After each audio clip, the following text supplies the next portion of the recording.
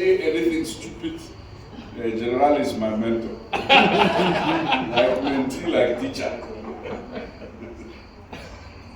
And I actually was absolutely under no pressure. Except that normally my family does not come to listen to me. And I came here, and I don't know who invited my niece here. So she actually thought I ran a business. So each time I leave home, I'm like, no, business was not good today. Finally, she will discover what I do for a living. Friends, comrades, I don't want to talk to you about fighting for democracy because such a fight would be a false fight. I need you to understand me correctly. This is not a judgment on whether or not democracy is necessary. This conversation is about the contours or the parameters of freedom, of liberation. And as Fanon rightly observed, each generation must define its mission, betray it, or fulfill it in relative opacity. What is the mission of this generation when it comes to its own extension of the parameters of freedom?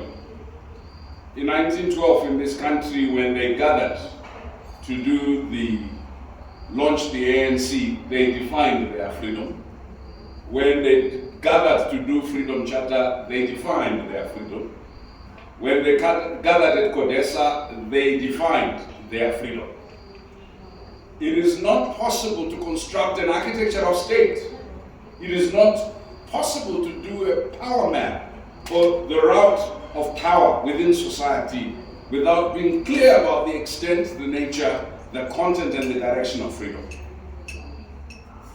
Because it is not abstract values that people are fighting for, Tamuka Kagoro tells us, but they are fighting to put food on their tables, to send their children to school. They are fighting for tangible, material things. Comrades, we are at a moment where democracy neither has demos nor kratos, which means demos is the people, kratos is the system. So in essence, what we have done is deliberately undermine the framework, whether it's normative, intellectual, or moral, or ethical, of democracy.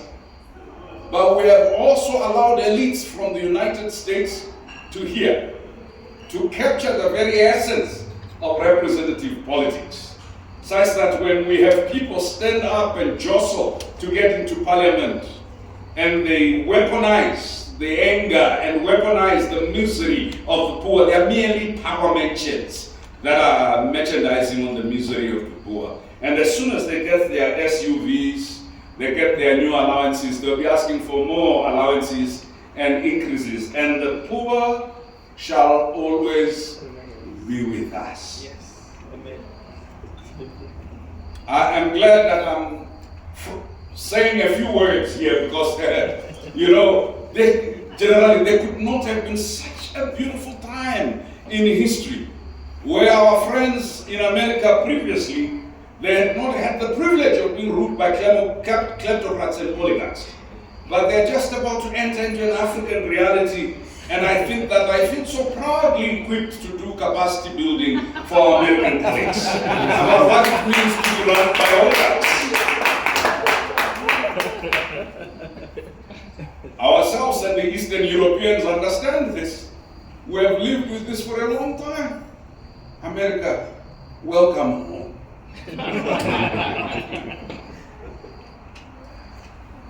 In saying so, we must, though, not underestimate the implications of a global alliance of oligarchs, of authoritarians, a global alliance of kleptocrats, a global alliance of people actuated purely by profit.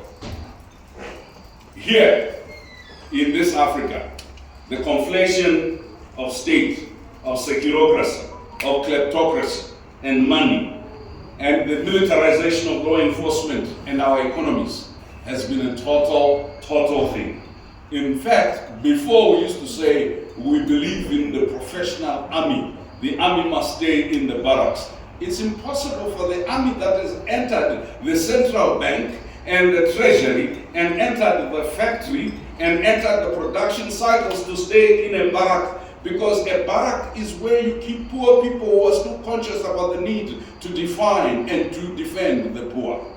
But once they've become part of the primitive accumulation that has marked the hallmark of the construct of oligarchy in our countries, then the military cannot stay in the barracks. They've become both an essential, quintessential, and perhaps problematic part of the reimagination of economies as sites of violence.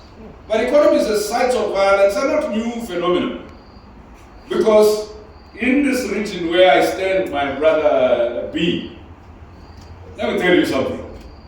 We were colonized by a company, the British South Africa Company, which was owned by a philanthropist, Cecil John Rhodes. And in order to complete his conquest of the black masses, he imposed taxation, hard tax and poll tax. So the experience of nativity with philanthropy, with corporatism, and with taxation has since day one been the anchor of our dispossession, the anchor of our dehumanization, the racialization that apartheid became. Its forerunner was philanthropy, religion, corporatism or corporate capture, and the militarization followed in order to defend the gains of the corporates. So my friends, we are back where there is a new scramble. What is the new scramble? Let me just remind us that we were not colonized because we were culturally inferior. No, we had built the pyramids, we had built Great Zimbabwe, we had built Mapungubwe, we had built Benin City, the first city in the world to have lights. No, we were not compromised because of that. We were colonized because we were disunited and technologically not as advanced as those that came our way. But most importantly, we were willing to take on other people's anchor of faith and belief, abandon our own. A people who have been emptied of their sense of being and self, who have been deprived of their capacity to technologically assert their interests, are a people that sit in grave vulnerability. Africa is vulnerable today, not simply because it is run by dictators. It is vulnerable today because the sites of resistance are owned by Wall Street in San Francisco, the digital sites. The applications we use in resisting autocracy, resisting corporate capture, are owned by the same corporates that we're resisting. The money we use in order to champion a better and more equitable world is offered by the same. It would appear to me, colleagues, that the conversation before us is not just of captured states, militarized states, financialized politics. It is a battle around the question of a captured civil society, captured oppositional political spaces. And it seems to me that the problem is not only one of disinformation, misinformation, and propaganda, but the problem is fundamentally that when we wanted more popular politics steeped in the people, my brother Joe, we de-intellectualized civil society, de-intellectualized opposition politics, de-intellectualized activism, so that anyone who wanted to do any ideation and strategic planning was told, what is your problem? We don't want these bookish things, we want the people's anger. Now, we all know that our people were angry when the colonial enterprise arrived here. In Tanzania, they said maji maji. Here they say faranga page. But they were still killed by superior technology. So we know that anger and uprising, which marked the very turn of the first arrival of the colonial enterprise here, was not enough to buy black nations' liberty. Now you, liberation fighters of this generation, I'm not calling you pro-democracy activists because you are not fighting for a value that you will achieve and go home. You are fighting for a cause where your people's lands are owned by foreigners or by a minority or by elites, where your people's very futures, whether it is the future of health, the future of security, or their own breath and the water that they drink and the air that they breathe, is owned by somebody else. So what is liberty? What are you democratizing for me? Poverty, so that I may be a poor person who's able to express their poverty without being detained for 600 days like you, my brother? What is it that I am fighting for? Or what is it that you're fighting for? Well, I'm fighting so that I can have a decent prison cell that is not in a prison, but in my home because I can't afford electricity. In my home because I can't have a decent job. Why? Because all those jobs have been moved elsewhere. We can't add value to our minerals, but they are not our minerals, because those minerals, we gave them away. So when we are fighting for Africa, beneficiation, employment creation, we don't own the means by which employment can be created. And for many of us who are fighting are not even fighting that the poor people may become owners. At least generally the generation he was part of said, oh, we want Ujamaa, oh, we want socialism, or we want a process by which the working class can become owners. Then we said, oh, these left wings, destructive left wing elements. And we moved to a stage where we neither want ownership nor equity. We just want what? Human rights. How can you be a human without the substance that sustains life? How can you have rights without the means and the wherewithal to assert your humanity to achieve your dreams? Comrades, we are not fighting for a text, as important as constitutional texts are. We are not fighting for a court where black men wear white wigs and speak in good English, reciting judgments of dead white men who once sent liberators to gallows. No. If that's what you are fighting for, I'm not party to your fight. Because my own, I've suddenly realized, whether they call me professor, doctor, Peter, whatever they call me, managing director, that I'm nothing but a pauper, or as I once told you many years in Tanzania, a monkey in a cage. They will put me in a cage to DC, in a cage to London, in a cage to the World Democracy Summit, and I can describe accurately how our kleptocrats and autocrats are oppressing us and detaining us, but I dare not talk about how their foreign policies are the reason why we are still encircled, why Palestine is Palestine, why the developing world is not experiencing freedom in a substantive way. So your struggle, comrades, is a complex struggle. Betrayed by your own. There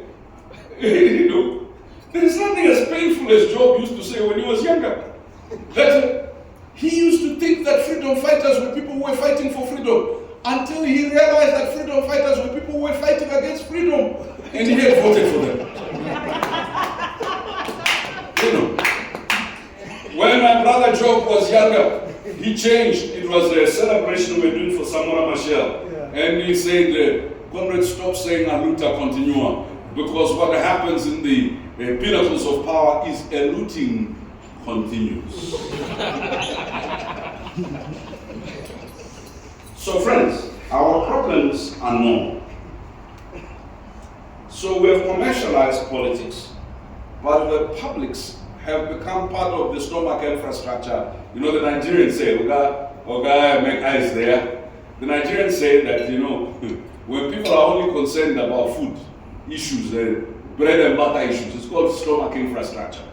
So you go and you do voter education, you do civic education, drive to vote, register to vote. Now people still vote with stomach infrastructure.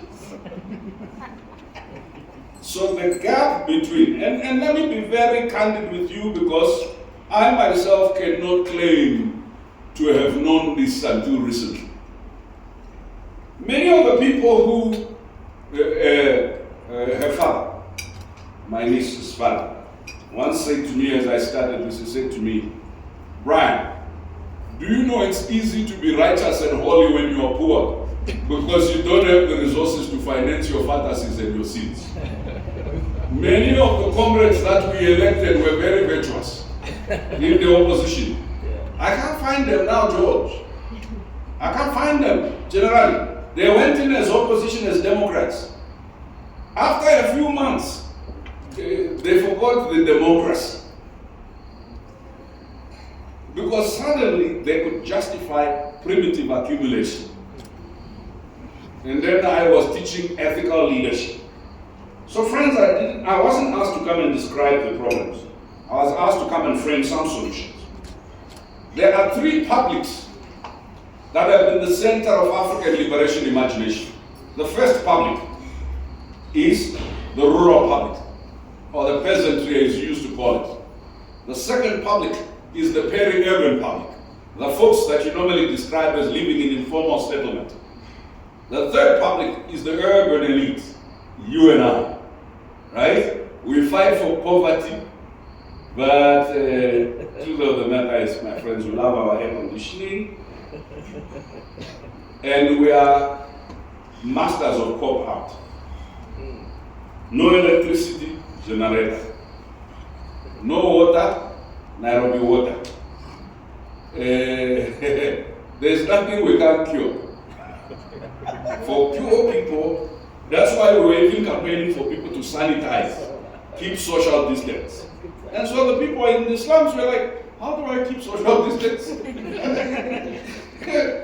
You know, I've been forced into social integration by spatial development and planning.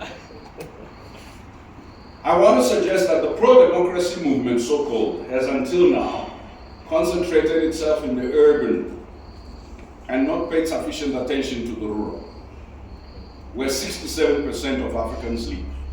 In part because it could not translate its gibberish, non-substantive, abstract things to the needs of peasant for land, for farming inputs.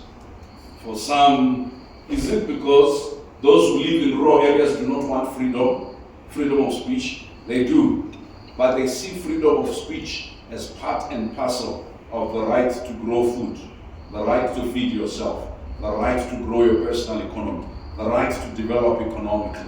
It's a scandal, Dave, that for many rural areas, my parents found them in that state, I found them in that state, and our children are finding them in that state, because we are the accomplices that are refusing to invest in the development of rural areas. And we are happy when the Chinese come and build a road to take the diamonds our people didn't know was under the soil, to take the tanzanite and the manganese. At least there's a road.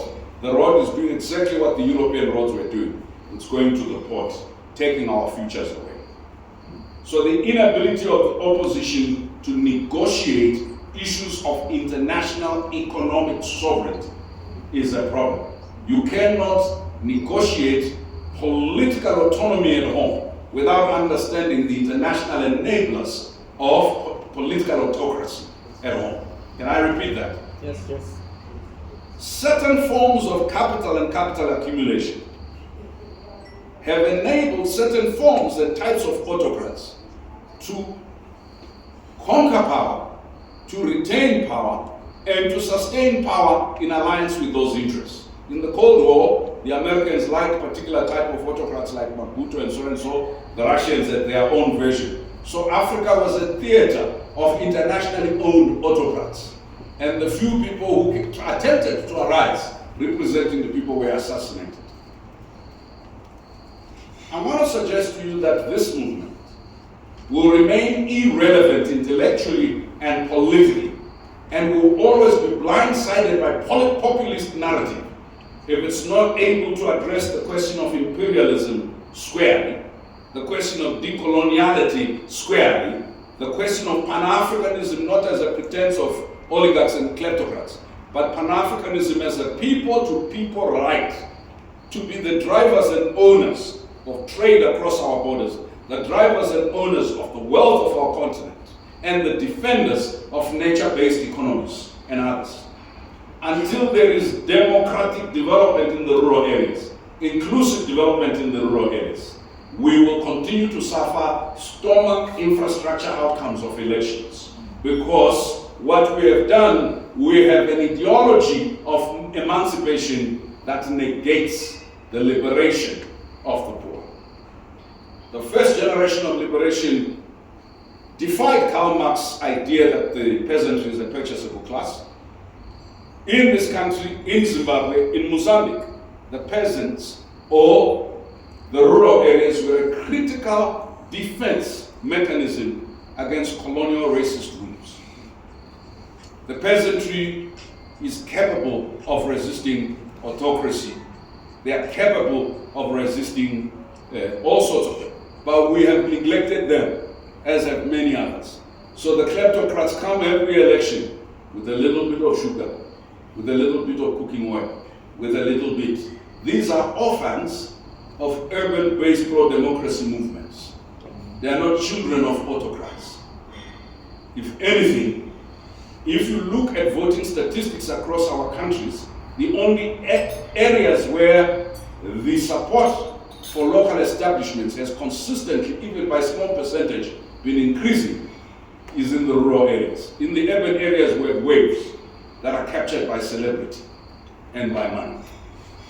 I want to suggest that, therefore, the first business of this movement is to figure out how to do democratization as an economic struggle, as a social struggle, as an environmental struggle. Democratization that brings the swathes of unemployed young people back into the economy, not simply demanding jobs from the state, but demanding ownership of the resources around where they live, which resources are being converted and given away for free for people who are paying pittances. The so-called green economy, which has become green imperialism, greenwashing. They are not giving away your urban lands, they are giving away rural lands.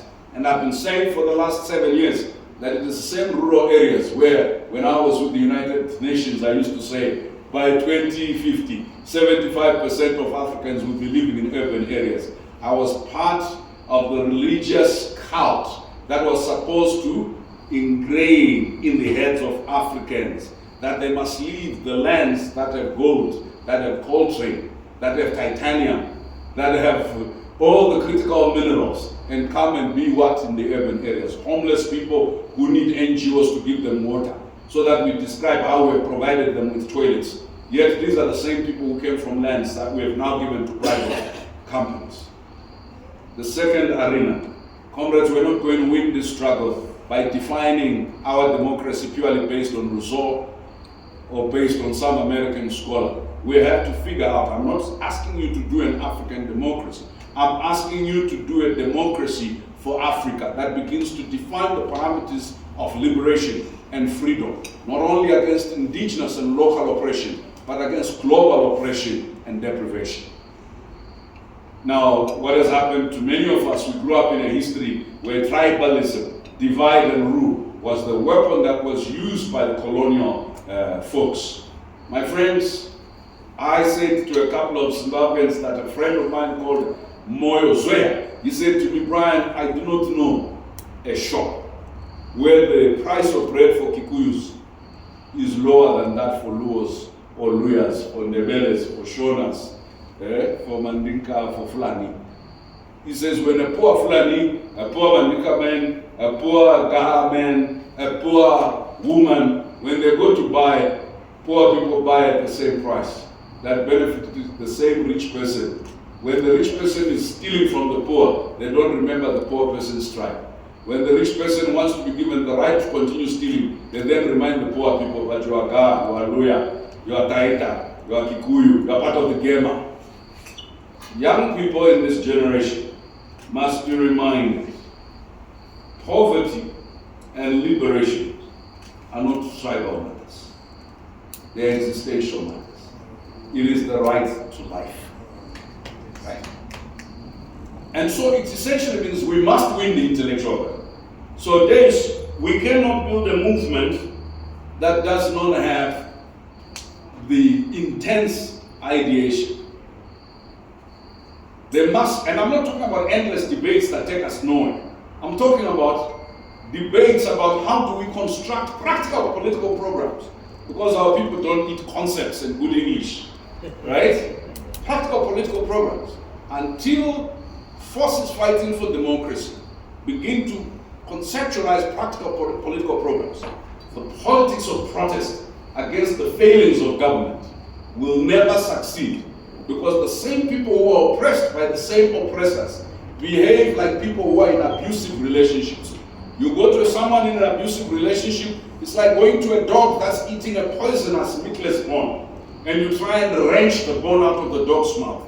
It will bite you for the poisonous meatless bone until you present the steak, and the dog has something to leave the meatless bone for. Then you are never going to win this fight. So we're supposed to answer here, what is that alternative to the meatless bone? Not just words. What is the political program for young people? What is the political program for women? What is the political program for rural areas? What is the political program? What were some of my own errors as I give you the next solution? There are states that are not fully democratic, but that are strategic for you to leverage in order to fight for the spaces to be kept open. When we were fighting for liberation, not all of the states were really left-wing, as General will tell you. Some of them supported the cause of liberty on a narrow basis. So figure out amongst policymakers, amongst the security forces, amongst who still believes in freedom. You cannot be insulting the foreign interests, whether they are Western, Eastern, and Middle Eastern, and insulting the security forces, and insulting the policymakers, and you have no backup position, except a grant from some, my comrades, are you getting me? Yes. I want to suggest that building strategic alliances for transformation is the willingness to make peace with imperfection. Can I repeat that? Building strategic alliances for transformation is the willingness to make peace with imperfection. I heard young people say, we don't want any old people. I said, you are very foolish. I heard the old people saying, the young people are lost. I said, you are very foolish. Right? No revolution has been able to reach its pinnacle without the middle class, the working class, and the peasantry finding common lines of alliance and collaboration. And organic intellectuals figuring out their job is not to dominate, but to support, to catalyze, and to turn the people's struggle thoughts into theory, and theory into practice. Number one, that class alliance. Nobody has ever been able to liberate a country without building alliances across ethnic difference, across racial difference, across class difference. Unfortunately, we are a purist sector. We believe in black and white everything. We are unable to make any necessary compromises. But that's not the worst part of it. We are now celebrities. So the movement is now captured by celebrities. And you know, celebrities, movement gigolos and divas. Right? We want Kagoro to come to our dinner. Now, how much will you pay me? What time will you start? No, because I have to go to the World Movement for Democracy dinner after this. Look, friends, this space is about sacrifice. Yeah. This space is about sacrifice. You know, I was kicked out once from university, thank you, you know, and my brother here was arrested. And then there are people who will be saying, no, we are supporting them. I never saw them. Some of them even raised money for our causes. You never see them. These are very close comrades. There are people who make money from describing the oppression other people are going through. Yeah. They are not even sellouts. They are just. So you guys have taken this idea of entrepreneurship too far. So people, Boniface has been arrested. My friend, they will be on KTN, on Citizen, on BBC, on CNN. I said, Handugu, I've been out for a few days. You know, why don't you just come and say Boniface, right? Here is a bun. I'm not asking for a hamburger, a bun. Because you talked so much about me, I thought we were tight. Little did I realize that you were making money and you were increasing your followership by appearing to be with me. Comrades, movement celebrity has become in and of itself a disease. Now that does not mean you should not be using digital and other platforms. It simply means we have to hold each other to account. And the donors love movement celebrities. The minute you go past 10,000 followers, never mind, when you reach 300,000 or 800,000, the donors are on you. So what is your opinion about democracy in Africa? What is your opinion about so? Because the donors just like this retweeting, this clickism. I'd like to appeal to anyone who works with donors. Your job is not to finance popularity. Your job is to support those who are fighting for values of transformation and liberation. Because this is where the problem is. The people who are doing the work hardly get supported. The people who are talking about the work, they wear the right cologne, the right perfume, the right size heels, and they speak the correct English, not your broken English. Are we together?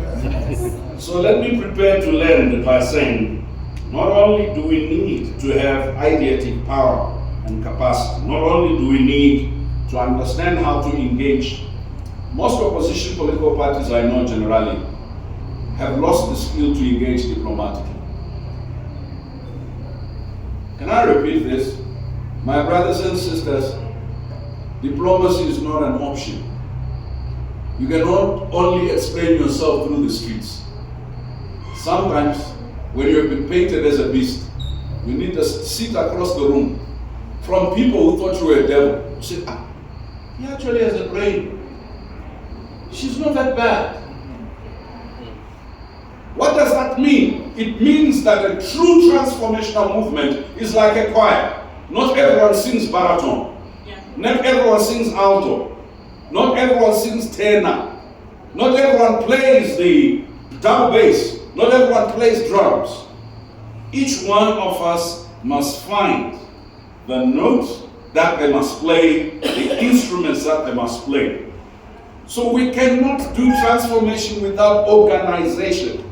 I know that we like to say these are faceless, leaderless movements. No, that's not true. They're polycentric leadership, which means the leadership is everywhere. They just haven't chosen one dictator to oppress them. They're like my cousin. Don't tell my wife I said. Like my cousin used to say, why when I'm going to get married? He say, why make the life of one woman a misery if I can keep all of them happy? The social movement refuses to make itself miserable on account of the ego of one stupid Kagoro. So it says, we all will make collective decisions. It's not leaderless, it's polycentric leadership, right? As you think about organization requires resources. Resources are not just money.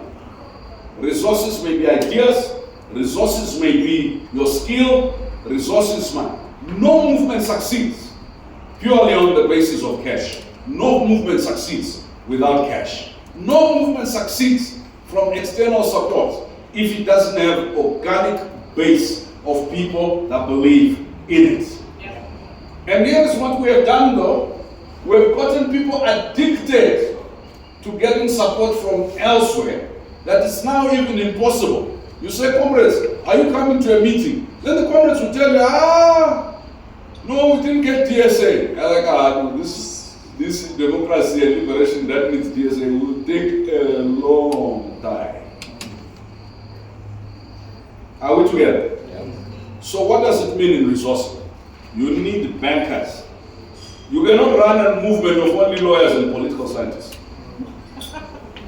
Can I repeat this? Yeah. You know, generally, Scala will tell you, when we started, I didn't want to see those guys. I said, what are the petty bourgeois coming to do here? You don't want the petty bourgeois.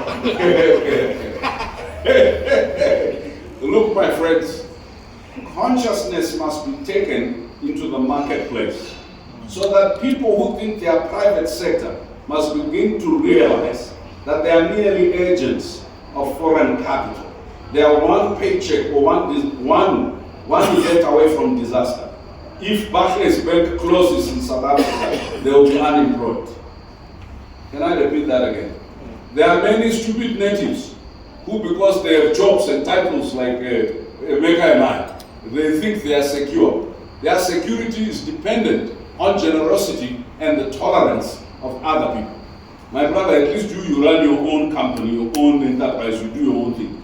Now these ones drive bigger cars, live in bigger houses. But if tomorrow they are fired, hey, they won't even have money for tomato. So that leads me to mental health, emotional health, and financial hygiene of the movement. This is the most abusive space you will ever be part of.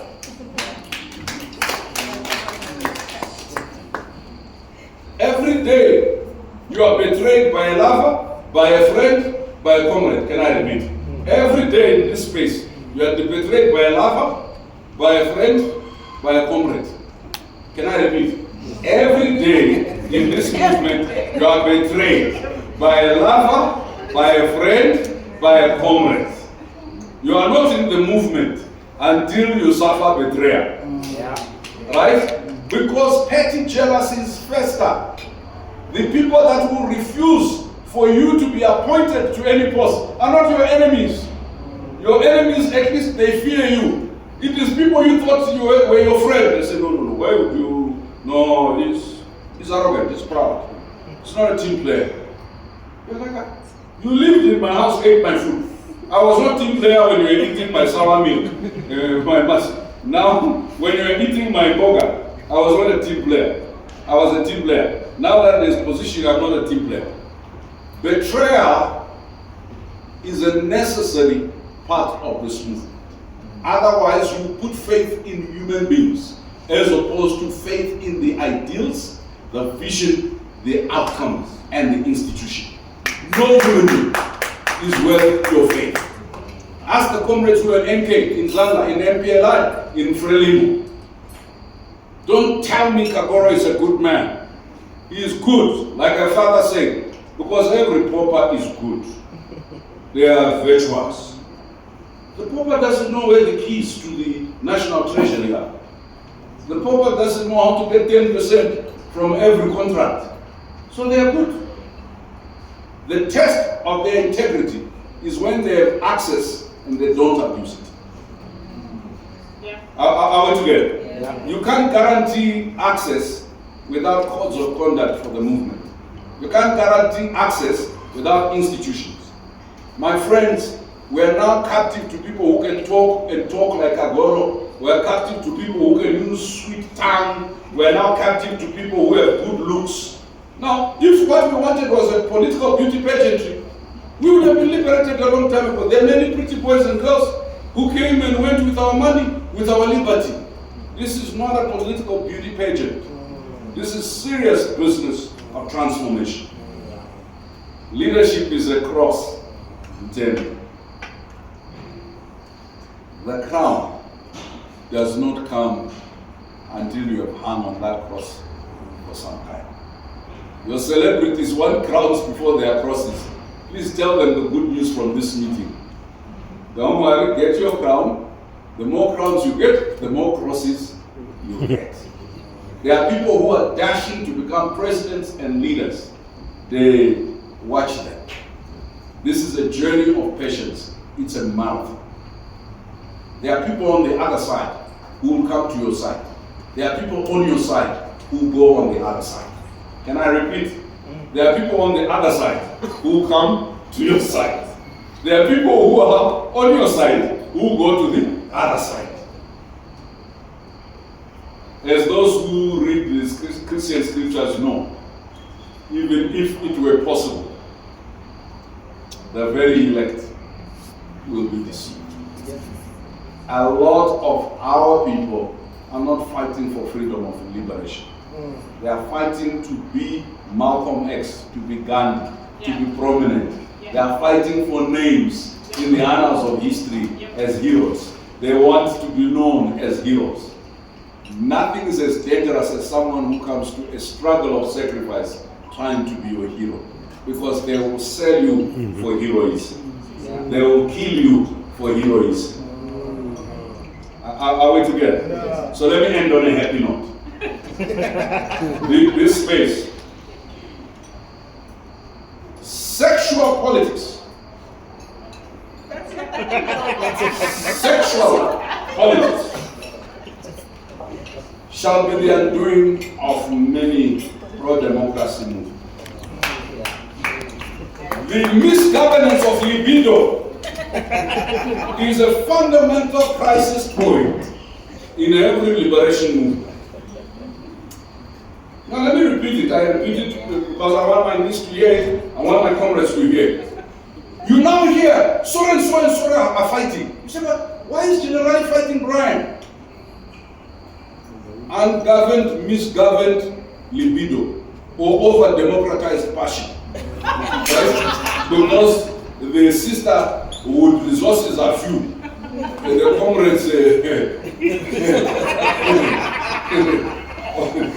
no, I'm sorry, I don't mean to insult anybody. This is not meant as a sexist comment. But if I don't say this as your brother, because comrades, we are infiltrated because there is a disconnect between our passions, our libidos, our sexual politics, and our ideological framing, positioning, and integrity.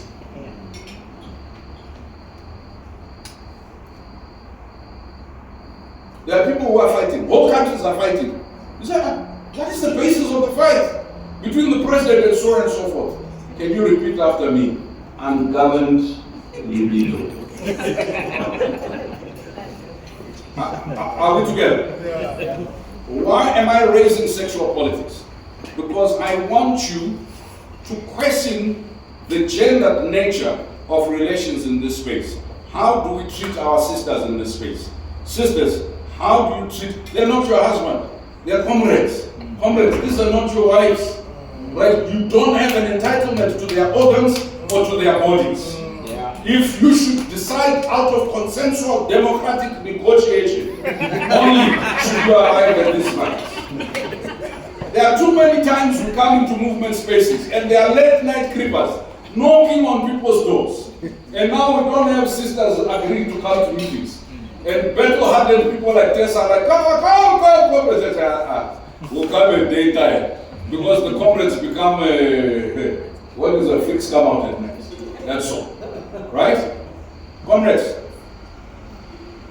sexual politics is deadly because it's how you get poisoned. It's how you get smashed. Now I want you to write this down. S-M-I-C-E. And I'll explain it to you. Smash. S-M-I-C-E. So one Ugandan intelligence chief said to me, I was busy, you know when I was younger, I used to think I was a revolutionary. Right? And he says, Brian, people like you, we don't kill. We apply the SMICE principle. S is for sex. He says very few men go past the S of the SMICE. M is for money. I is for influence. You make friends and it is good. But you have brought in your inner circle celebrity, headline huggers, and people you don't know or don't trust. And you've begun to say to your friends who are not as popular, you push them away. People you started the movement with. Now you are surrounded by people who give you limelight. And those people are going to betray you. Because the one who sins for you and sins with you will one day sin against you. Yeah. So M is for money, I is for influence. Be careful about who you bring into the kitchen. Because if you bring wizards and witches into the kitchen, don't cry when the children die from the food. How many of your parties, your movements, have been destroyed because you brought strangers into the court? There should be a process by which leadership emerges. no matter how pretty, no matter how curvy, no matter how muscular, no matter how articulate, no matter how tall, dark, and handsome, no matter how rich, process will spare you from pain. Can I repeat that? Yes. If people can catapult by looks, by articulation, then you can as well shut the door to your movement. It's dead. C is coercion. Some of you have so many habits. You know it. Underage girls, underage boys, money. Your hand is a magnet. Now you take money that doesn't belong to you. The state is watching you. State intelligence is watching you. There's nothing as easy as blackmailing a loudmouth person who has excessive habits. You'll just hear a comrade or a sister now singing the opposite song. What happened to Brian? Smiles. Smiles. What happened to that pastor? He was standing up against Smiles. The pastor had extracurricular activity. The state put cameras. The cameras made the pastor the leader of the prayer meeting for autocrats. Because either he's happy to be published to the world and his hypocrisy known, or he would sing and his hypocrisy would be kept as a hanging sword over their head. E is extermination.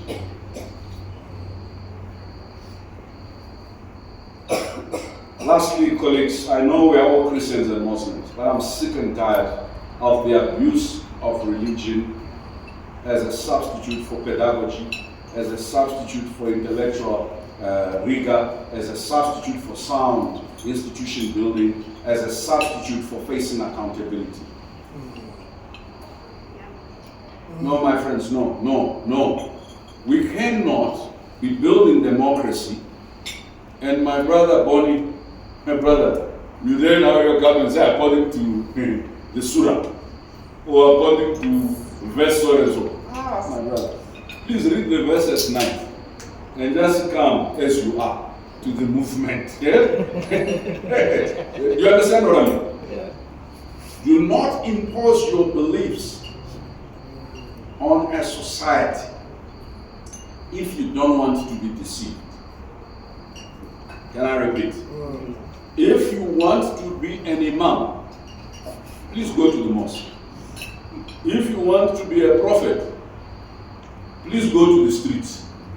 If you want to go to be a pastor or a reverend, go to the church.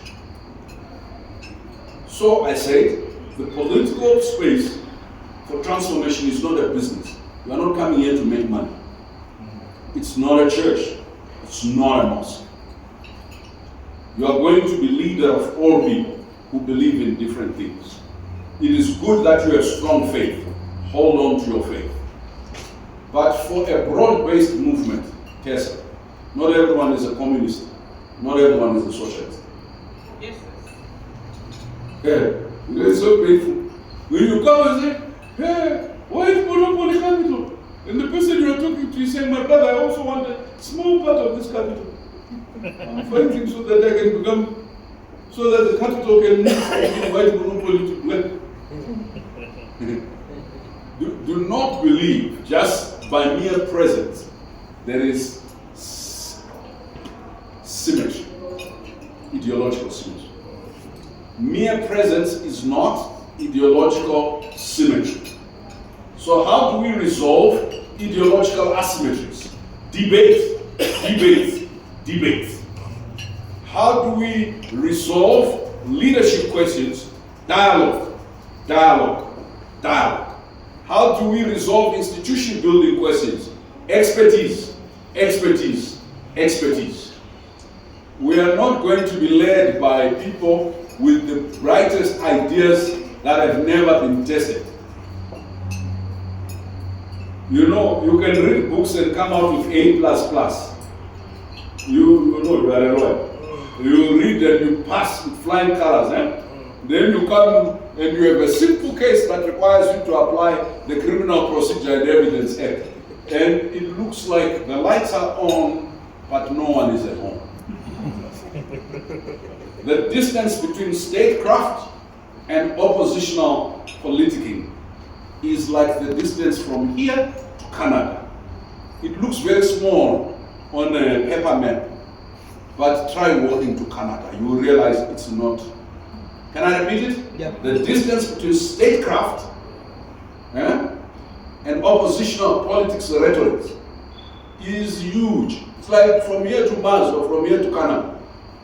Right? It looks very small. You can just put your hand on a map and you touch where you are and touch Canada. But to run government, to run local government, ask him. They put some people in local government. They couldn't read trial balance. And they are supposed to do accounts for the local authority. So how will this movement build the skills to govern?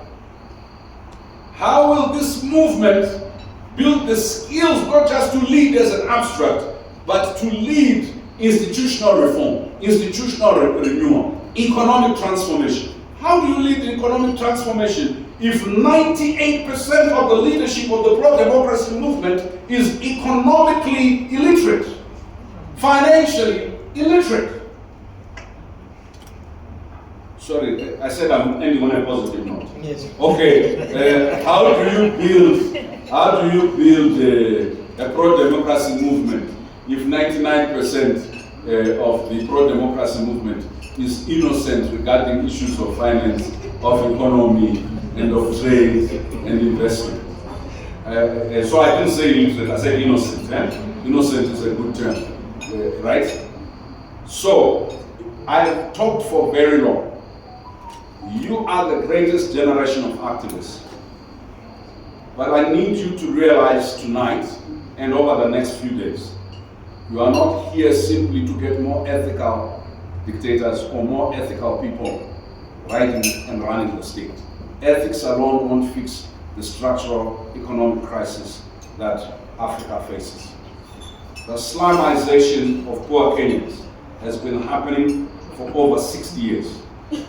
No matter how ethical one becomes, you can't deal with Kibera's 500,000 people, right? You can't deal with the informalization that followed ESA. I want you, as you remember or forget everything I've said, to just remember one word. One word. You are not enough. You are not enough. But you are extremely important. Together with others, you become enough. Can I repeat that? You are not enough alone. The problem of Africa generally is not mediocrity. It's uncoordinated brilliance. No one is willing to work with the other.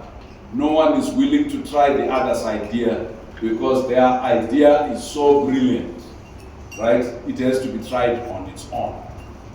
I hope I have been able to tell you, I love you, I admire you, I am your fan, you are doing a splendid job, but please stop sleepwalking, because the job you are here to do is not to fight for democracy, but to liberate the present and future generation. But since you don't have guns and you don't need guns, you cannot liberate without ideas, you cannot liberate without institutions, you cannot liberate without leadership, you cannot liberate without skills. Anybody who told you that you can shout at poverty, at inequality, at kleptocracy, and then you get revolution, are they like you?